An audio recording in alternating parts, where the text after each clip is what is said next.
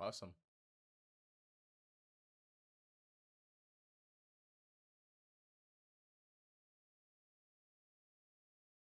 Okay, lit.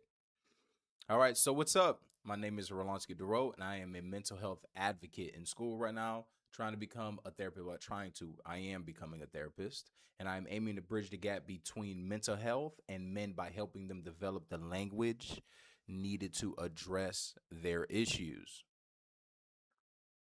I think that was kind of weak. I'm gonna have to go back. I don't think there we go.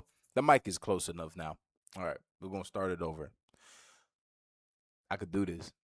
It's my stuff. You see, I'm going to. You see, I'm about to go off tangent. All right, back at the top.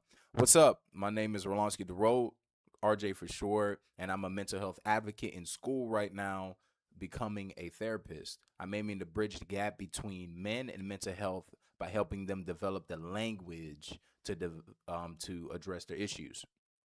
In this podcast, I review popular books that I like that many people think are popular, say are popular, and had and still make a significant difference in many people's lives. In this episode, I will give you a quick, brief overview of the book and then share my insights and how to apply this information in practical ways, in ways that I think are practical.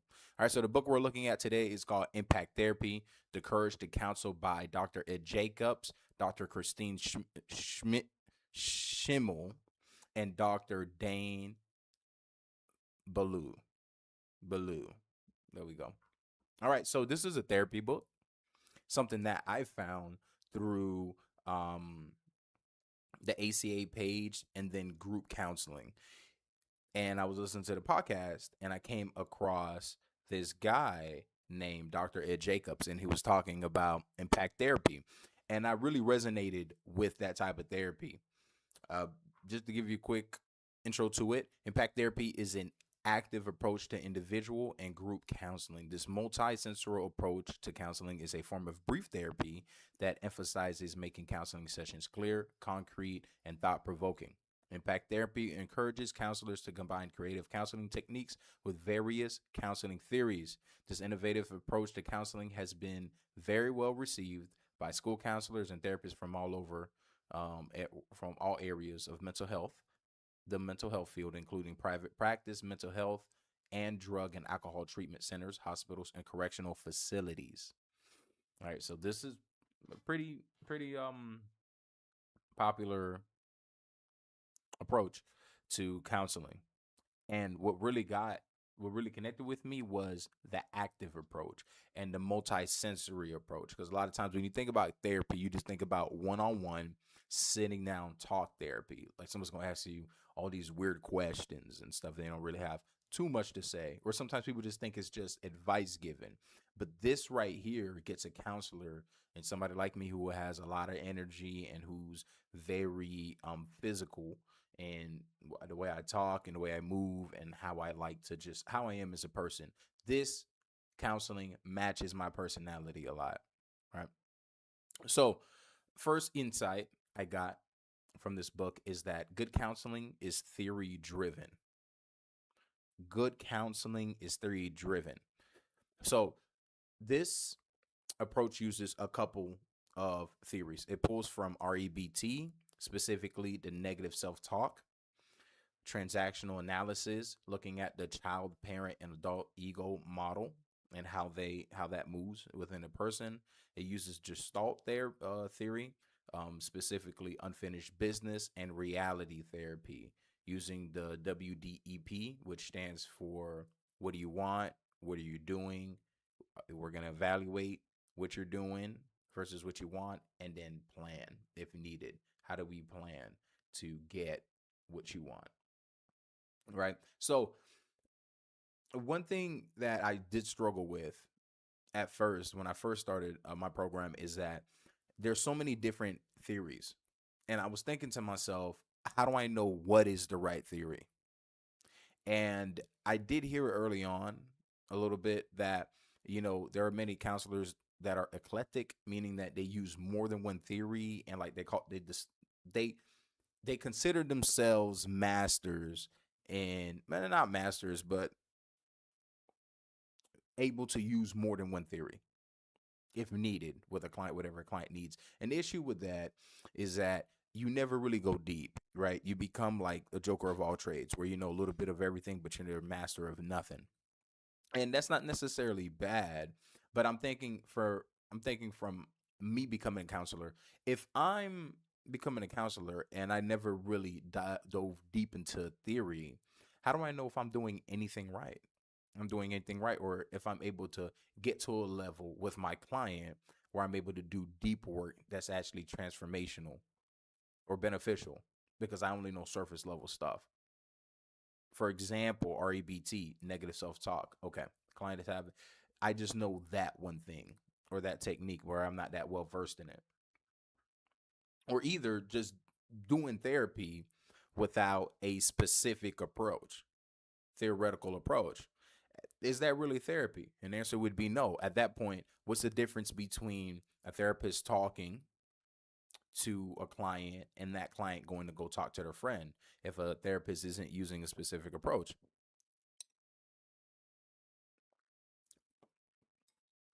I'm really under the belief right now that good therapists use theories. Not saying that there's a specific theory that's correct, but a therapist at least has a theoretical approach that they're using to be able to view the client and lead them down a certain path. Personally, out of all these theoretical approaches that impact therapy uses, I really like the reality model, the WDEP. What is it that you want? That's a W. What? The D is do. What are you actually doing? E, let's evaluate your wants versus what you're actually doing. And then the P, let's plan if you're not on track to if you're not on track to your wants, what do we have to do? How do we plan to get you to get those wants there? I like that one a lot too because it's very practical, very practical. I also do like transactional analysis a lot too. The child parent adult egos. Basically, it says that we could be there's two type of children, two type of childs. One is healthy child, love this and that, and then unhealthy child, right? And then the parent ego is basically it could be a very critical. It's basically a very critical parent, somebody who's condescending, very hard on others and on people. Is very like right, like laying down the hammer. And the adult is the mature person, is where we want to be and where we want to operate when we're dealing with ourselves and others. We want to be an adult ego. But I personally like all of these approaches. And so I will say this. I did learn this as well too, but I think, you know what? I'm not even gonna go into that because that's later into it. Second insight, a good therapeutic map is the RCFFC to keep a therapist focused on the counseling process. So in this book, they taught me this model called the RCFFC, which stands for R. The first R is for rapport. C is for contract, which means the goal. The F is for focus, which means to bring clarity to the topic or the issue that's going on. Basically, the focus is basically an extension. It's basically an extension of the contract. The other F is for funneling, where we're taking that specific issue and diving deeper into it to where we could develop new insights with the client. And there's a new level of meaning understanding. And the last C stands for closing, which is wrapping up the session, not allowing your client to leave the session feeling raw or just opened up, or either ending counseling with them and just not wrapping it up nicely.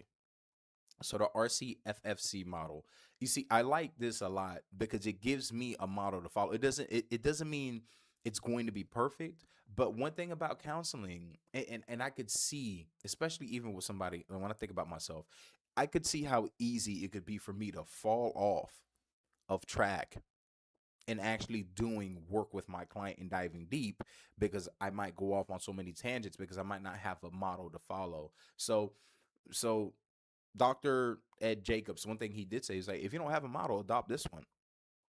Or if you don't have a model, adopt something so that you could stay focused and you can stay on track.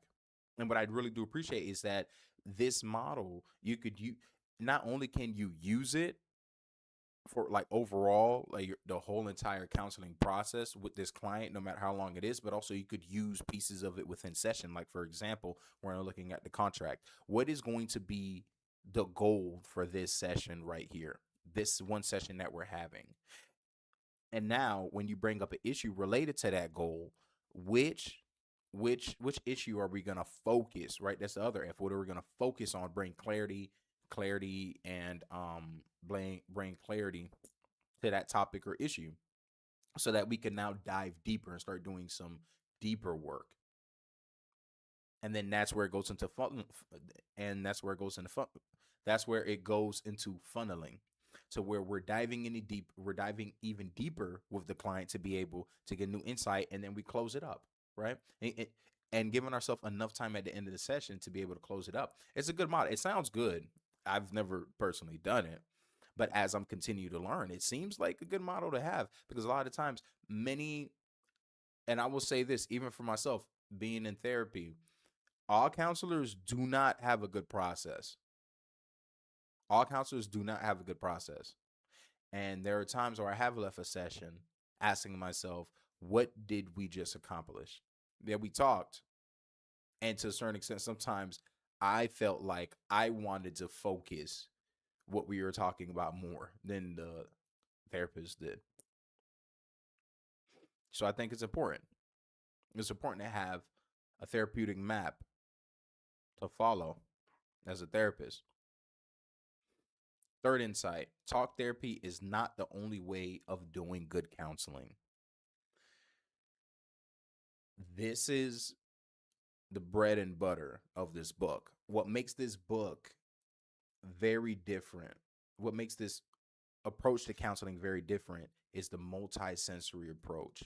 In this book, they talk about how we could use props like actual paper shields or plastic shields. We could use filters, cup filters, styrofoams, playing cards, and etc. to be able to illustrate and help get our points across the clients and help paint them a story and help them understand what might be going on in their own personal lives, or what's going on in their lives or in certain situations. It really helps. It's in the book, they talked about how marketing is so important, because you have to first believe that what you're doing is helping the client.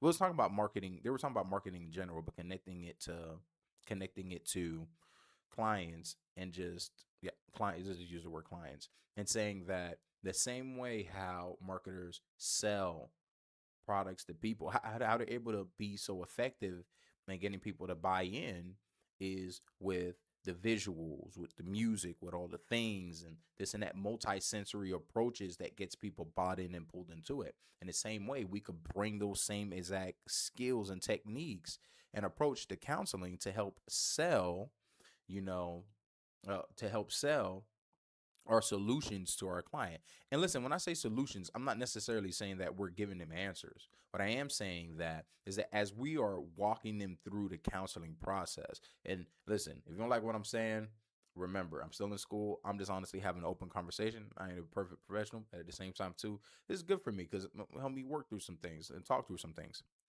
We're not selling solution. From what I've learned is like, therapy is not necessarily selling solutions, but what you are selling is that these perspectives and these new insights and perspectives that you're helping your client get to can actually work. And by you having actual props and illustrations and you being able to go up to a board, write and draw and show them things, it just better helps the process. It helps speeds up and move the process ahead, because everybody's not just a audible learner. Some people are very, very visual, very, very visual. Like me, I am more of an audible learner, but I don't mind a good visual, especially if it's really good. I don't mind a good visual, but I'm definitely more of an audible learner because I'd rather close my eyes and think of what I'm hearing, and then I paint a picture in my head. While some people, they don't do that well. They need to see something on the board or an example so that it helps them work through it. Multisensory.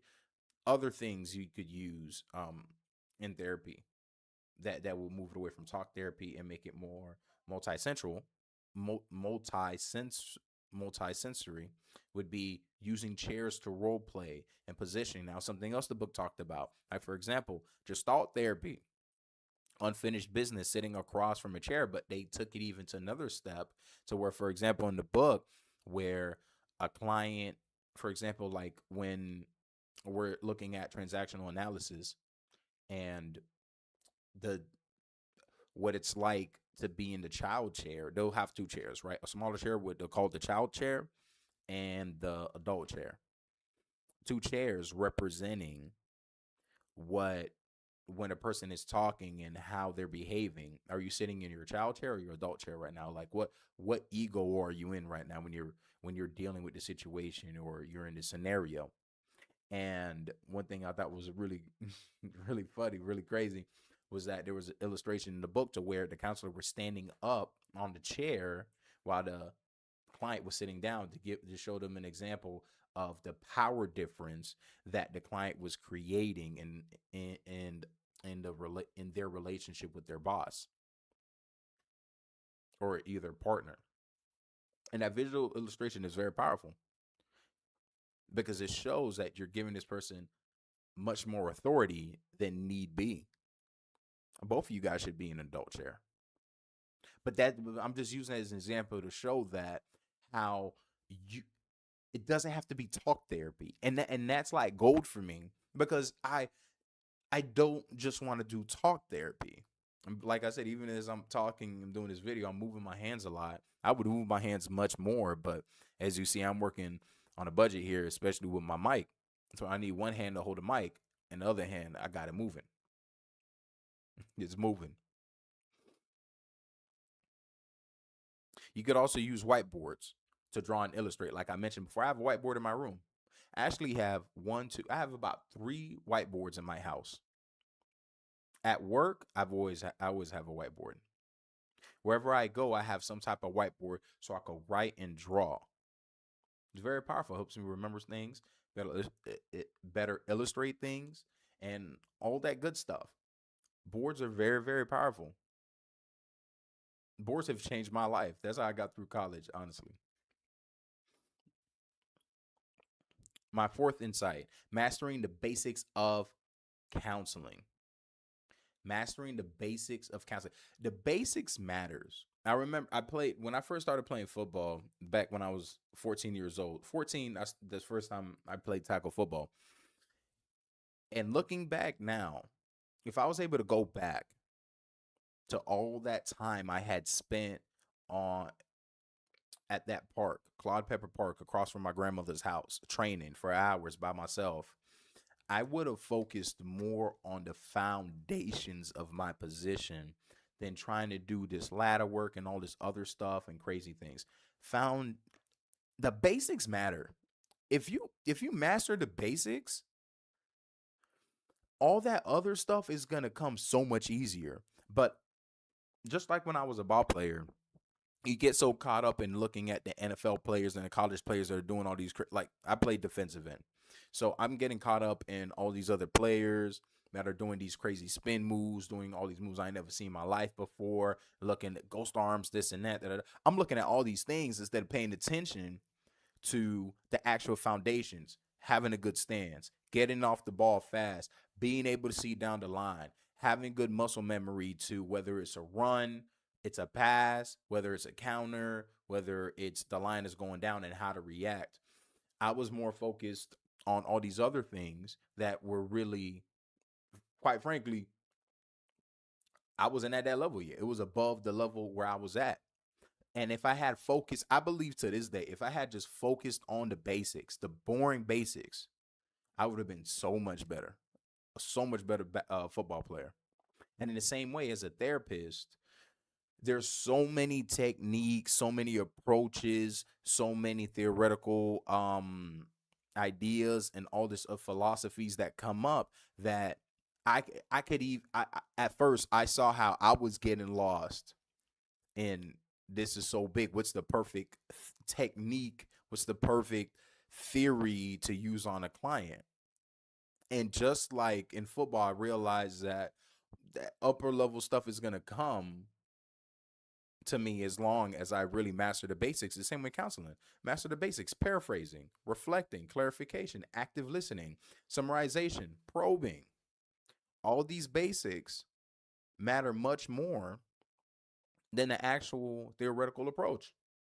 Because truly, and this brings me into my last insight, which is the theoretical approach doesn't matter as much as we think.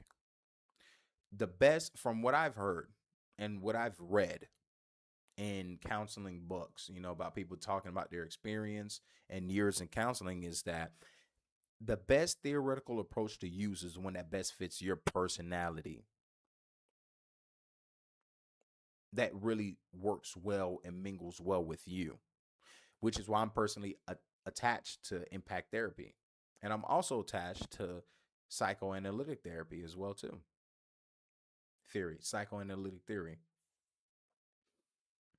because it matches with me. So I'm less worried about, is this the perfect theory for the client? Because a lot of times, and I do hear people do say things like, you do need to be able to have certain different tools in your toolbox. That's how counselors say you have a toolbox you pull things out of. And I'm not saying only know one theory, but what's more important than the one theory is that the theory that you're using, you use it very well. Like that's a theory that you could embody very well and master. It's much more effective than you trying to use a theory that you just think aligns perfect with a client. Because what if, going back to the first point, you can't dive that deep with that client with that specific theory because you haven't had enough training or exposure to it or practice with it. And this goes back to deliberate practice. There's this thing that's called deliberate practice, which is basically taking one of the basics, the basic skills, and doubling down on it and practicing on that specific skill in counseling. And this goes back to practicing the basics.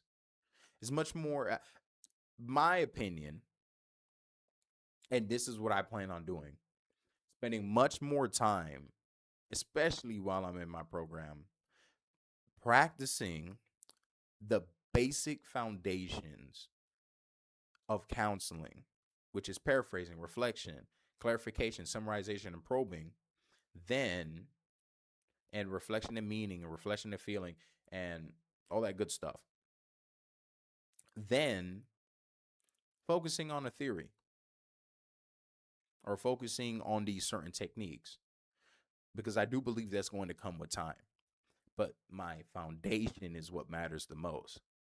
Because if I had this same mindset when I was playing football, oh my gosh, I would have been a bad boy. I would have been a bad boy. I had too much going on in my head. I was thinking about too much. I know better now, though. I know better now.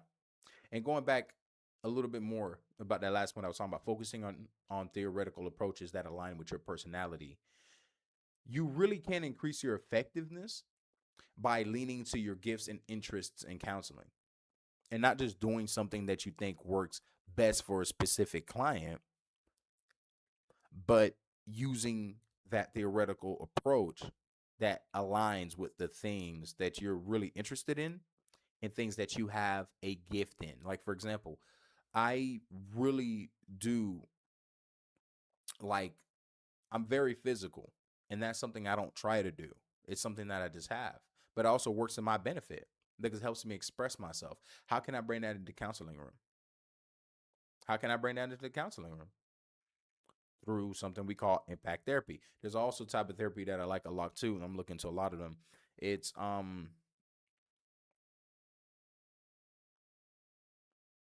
is it drama therapy? I forgot what psychodrama. There we go. Psychodrama.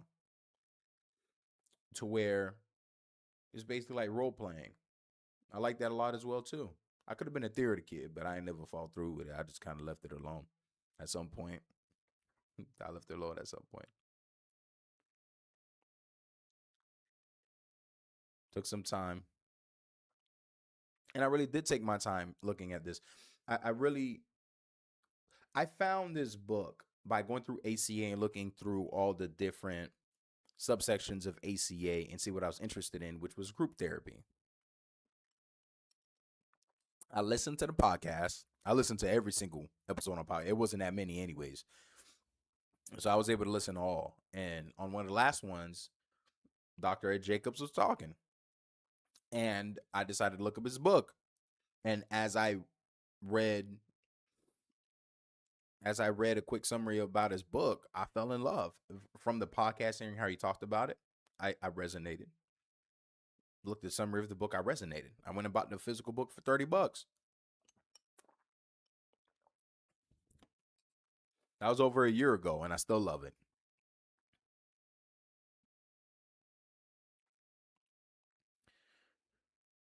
So, some things to take away from this, this book review. First thing is take some time to look into the different types of theoretical approaches and how they came about. Very interesting. Looking into how certain theoretical approaches came about, because it really gives you insight about all the new therapies and where did they originate from. And it's really given me a lot, because there's so much that's going on. It's not like I still don't know everything, but by doing the research and looking into it, you really do see how they do connect and how certain theories originated from this other theory and bounced from here, this and that, and how specific theories really do work for specific populations, because there was a certain population that was probably in mind and that theory came from. Like, for example, I want to work with men, minority men, and I also want to work with the Haitian population, which is a Caribbean nation. It's a Caribbean country. So you already know there's a very different mindset than from American mindset, which means that some of the like CBT might not be the best for them, because they come from a different reality. They have a different perspective on life.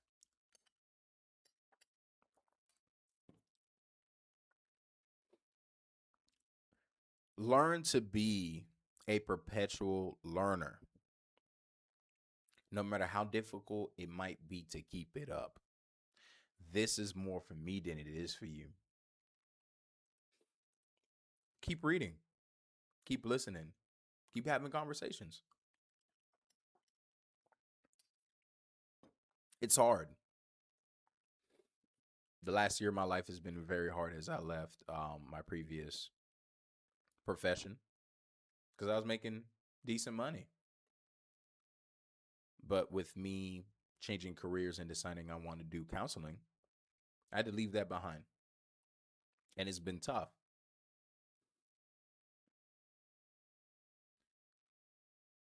What's also been tough is continuously reading and learning.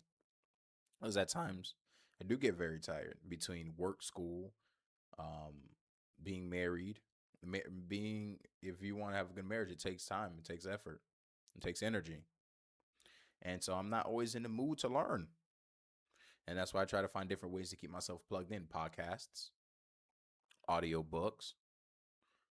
I don't really pick up too many physical books to read, but I can't. If I have enough time, I will.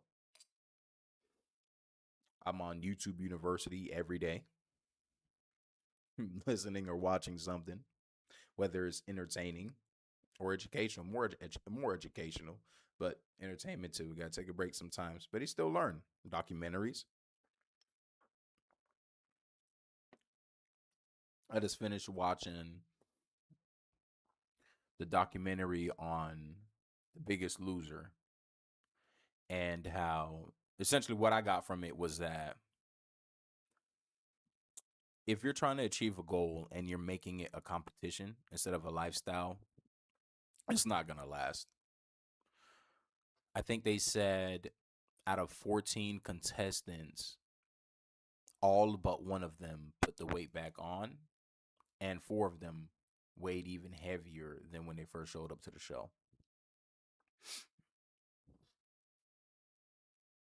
Boy, that got my mind right. Put them cookies down, boy. I love them cookies. I love cookies and ice cream. But you gotta put it down. You gotta put it down. You can't. No, gotta put it down. Last thing is take the extra steps to be a great counselor. That's what I'm telling myself. In the book, they said there was this line in the book. I'm not gonna open the book now. I gotta hear. Oh, this is what the book looks like. I gotta hear it with me. Impact Therapy: The Courage to Counsel. But somewhere in the book, it talked about be a Sunday player, which means that you're not just doing what needs to be done because you have to. You go see the client, you do what's in the room, you have the therapy session, you do the notes, whatever. You come up with a treatment plan, and that's it.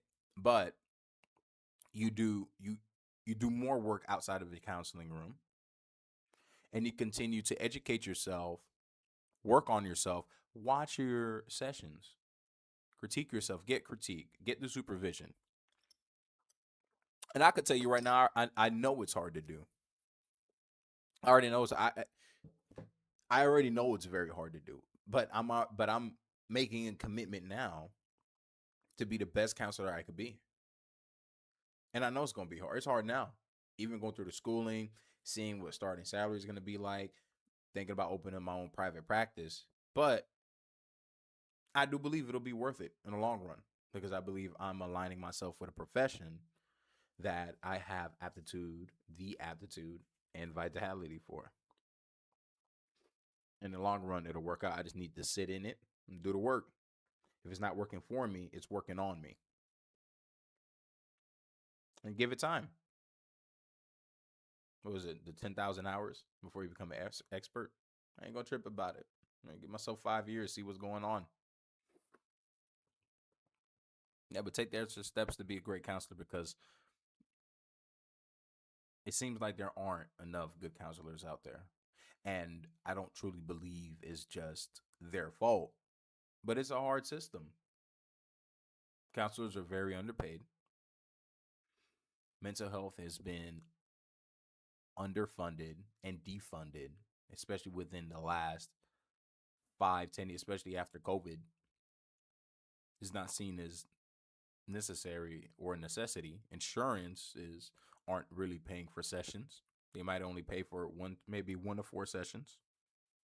It's hard. A lot of people don't have the money to pay out of pocket. And also, people don't necessarily value counseling until crap hits the fan.